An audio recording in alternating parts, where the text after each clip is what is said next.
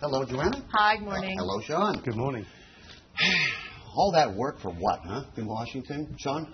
Well, yes, they didn't ring. The Republicans will feel quite disappointed. Actually, didn't really ring out any new concessions really from Obama, and possibly have lost quite a lot in the opinion polls. So I don't think for them they really gained very much from this. Johanna, what they were asking for, meaningful discussions on entitlement reform and the deficit patterns in America. I mean, in and of itself, it wasn't wrong, was it? I mean, it's not unhealthy to have this discussion, but unfortunately it was toxified and poisoned by the political atmosphere. Absolutely, and they've softened their stance throughout the discussion. So obviously, from the public opinion, it seems like they obviously had lost out to a certain extent because they'd had to give a lot of concessions to get this deal through. Right.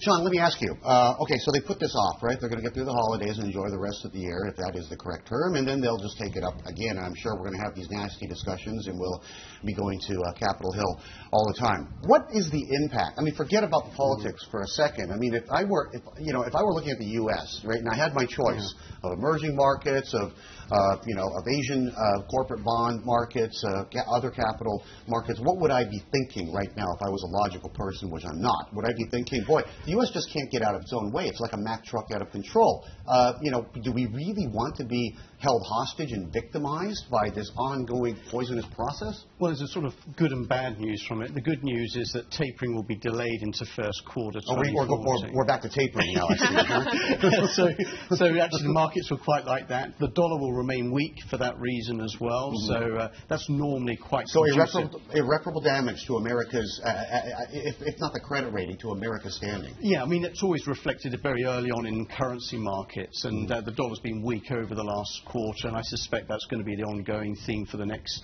three or 4 months. I think the big issue for investors really will be actually that all the economic data has been delayed, and we'll actually get a much better temperature of what's really been going on behind the scenes about confidence, employment, only really now into the early next week. And I think really the equity investors will probably be a little bit concerned that the economy might have slowed down during that period. I kind of enjoyed the lack of economic data for a change. I mean, maybe we don't get the NFP, so we get the ADP, right? Automated data processing, private sector read, and that's good enough for us to work on, right? But capital flight out of America, do you see maybe like the people like the Chinese, just to use one example, maybe coming down from that 1.28 trillion in Treasury exposure? Look, I think we've seen this play before. I mean, 2011 we had a repeat of this sort of debt ceiling, this sort of fiscal cliff scenario. I mean, clearly there's a long-term reputational damage, but at the same time, I think U.S. Treasuries, there's no other substitute in terms of the debt. Well, why isn't there a substitute? Why do people keep making that assumption? I mean, it's kind of like a foregone conclusion that damned if you do, damned if you don't. But I got to buy U.S. Treasuries. Why not buy JGBs or something like that? I think you have to be realistic. I mean, clearly, we can look at Europe as a sort of one of the viable alternatives, but they themselves also have their own political difficulties. You can look at renminbi, but clearly renminbi is not convertible. So, again, in terms of size and breadth, although I'm saying that in the longer term, this could obviously have an impact in terms of diversification. I mean, in recent days, we've already seen some news coming out. For example, there was news that Russian central banks are looking to diversify. There was also news in China, supposedly SAFE is looking to invest in European property. Yeah. So there are these incremental news, but it's not a sudden kind of move. Now, Sean, Johanna, you see, I want you to know, just for the record, Lisa and I are agnostic and we're uninterested third parties because we're actually from north of the border in the Arctic. So we're asking this as professionals and we don't have any stake in this. Yeah, we've got it all figured out up in Canada, don't we, Bernie? No problems up there at all. We do have President Obama speaking at 8:25 a.m. this morning, p.m. over in Washington, D.C., and we're just a few minutes away from that, so we will be cutting in to take that live for you. And, of course, the bipartisan deal in the Senate has been approved by the Senate. It now moves on to the House, so it'll be interesting to hear what Mr. Obama has to say. I want both of you guys to weigh in, Johanna and Sean, about how much damage this has done to the U.S.'s credibility in terms of U.S.-denominated debt, et cetera. Sure, everyone's exasperated and a little judgmental about what's been happening, but does it really make a difference? Because as we've heard so many times, investors really have nowhere else to go except the dollar and dollar bonds. Sean, you take this first. Well, I think Johanna made a good point about what's been happening with countries like Russia at the moment. And I think that what we're seeing is over the last 3 or 4 years, the sovereign wealth funds now are actually actively managing their bond portfolios and actually moving far more into equities than perhaps people would have been comfortable with nearly 4 or 5 years ago. Actually, it's now quite common for central banks like Norges Bank in Norway to actually admit to owning well over 1 or 2% of global equity markets. So perhaps the new currency or the fungible currency for central banks is equities. Joanna, jump in here. Well, I would say on the economic front, I mean, clearly, we've basically, since 1974, U.S. has had 18 shutdowns, and we've had about 8 debt ceiling debates that have happened. So this is nothing new. Supposedly, that's what our U.S. guys are saying. But obviously, we are seeing a huge political polarization. There's obviously a bit of concern on reputation. But I have to say that, I think on the economic front, I'm not sure that this is going to have a huge lasting damage. I think there is obviously a temporary potential downside risk to economic activity in the fourth quarter. But again, as the market gets used to this and there's a resolution and expectation of continued resolution, hopefully the damage will be short-lived. Okay, I know obviously they're going to be okay for now, and the president's going to talk about, what a wonderful country, God bless America, and, it's nice that the two sides at the 11th hour were able to come together.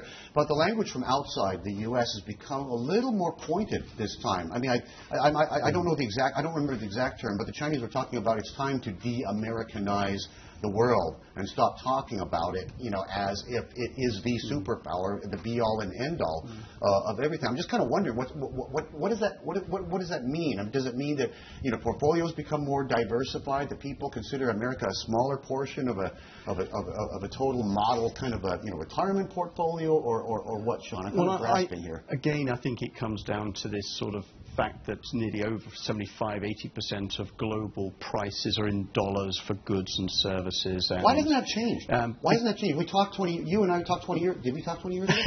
We talked 15 years ago about going to a basket and not being a dollar denominated and obsessed kind of a species. Yeah, there's been all these potential other currencies, special drawing rights for the IMF, and all of these other potential other exchange rate regimes. But the irony is, the dollar has actually worked since the Second World War as a proxy, really, for global trade and essentially for global capital flows. And I think it's very hard, really, at the moment to see the RMB actually moving and taking that share away. The people who actually come out of this very well, ironically, is the Europeans. They've had all of these debt default worries over the last 18 to 24 months. Greece, Portugal, and they must be actually looking back at their problems over the last 2 years and thinking, well, we've actually exited all of that. So the euro is starting to come back now as maybe another potential currency regime that people can have a lot more confidence in. I don't know whether I'm talking to Sean Darby or Norman Chin the Hong Kong dollar pay. Sean, what about equities, though? I mean, if you look at U.S. equities versus European equities, how are you positioning in this environment? Well, it's a good question. I think people are going to go back into Europe. By and large, now Ireland's exited its bailout program. Greece is almost coming through that process.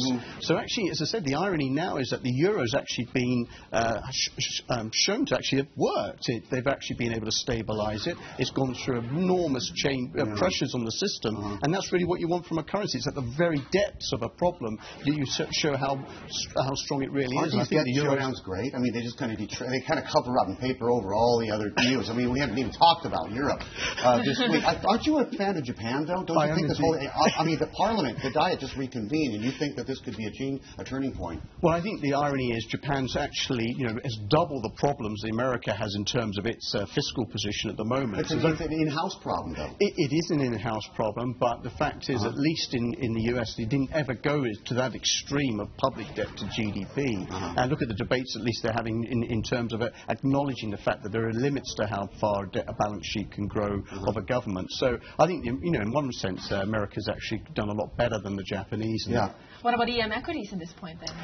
I think, as I said, the irony is a weak dollar world is pretty good for EM. I think they've got to get out of the jail card with the tapering being delayed, because a few countries were running quite close to the wind in terms of their monetary policies, Indonesia and India. So they've had another... Although they've made adjustments. They have made, I agree with you there, but they've got a period now to actually undertake a lot less pressure on them in terms of making those adjustments. So it's not a bad world actually for risk assets. Okay, you asked the question. Emerging EM? Is that where you want to be? No, What's your take? No, I think once this debt ceiling is resolved, I think there's enough momentum for a positive risk environment for EM. And, it will benefit EM equities to a certain extent. And we as a house have liked Russia, China, Taiwan, Korea, for example. Some of in the Asia part is a little bit more cyclical to a U.S. recovery. And obviously in fixed income, I think some of those higher beta, high yielding assets can do relatively well. Because a lot of real money accounts have been beefing up cash in the back of this big taper-led volatility, and they haven't really deployed that cash and are not getting as much redemption.